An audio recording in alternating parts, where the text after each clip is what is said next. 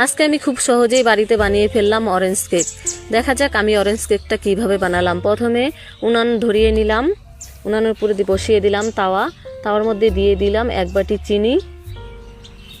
এই 1 বাটি চিনি দিয়েই আমি ক্যারামেল তৈরি করে নেব। এটার মধ্যে আর কোনো চিনি অ্যাড করব না, এই ক্যারামেলটা দিয়ে আমি কেক বানাবো।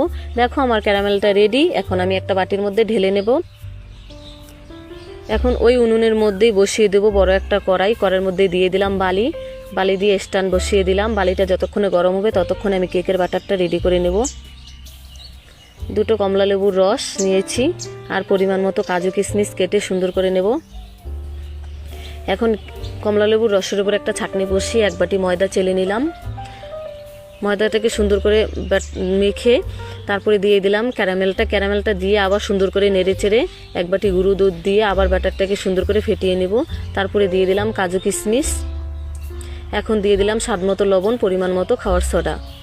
তারপরে দিয়ে দিলাম 2 চামচ সাদা তেল দিয়ে আবার সুন্দর করে ফেটিয়ে নিলাম। এখন আমি একটা বাটির মধ্যে সাদা পেপার দিয়ে বাটার মাখিয়ে নেব। মাখানো হয়ে গেছে। এখন আমি কেকের বাটারটা ঢেলে দিলাম।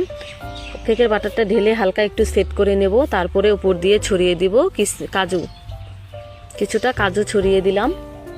কিছুটা কাজু ছড়িয়ে দিয়ে আরেকটু সেট করে আমার রেডি কেকের বাটার। এখন আমি স্ট্যান্ডে বসিয়ে দিলাম।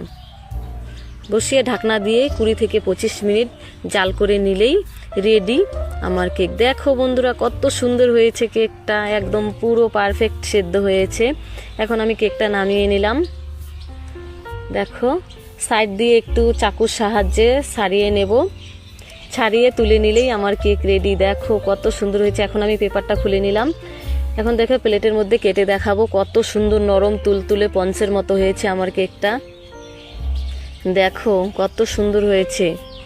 ভিডিওটা দেখার জন্য অনেক অনেক ধন্যবাদ। সবাই ভালো থাকবে, সুস্থ থাকবে। কে কোথা থেকে ভিডিওটা দেখতেছো একটু কমেন্টে বলে যাবে।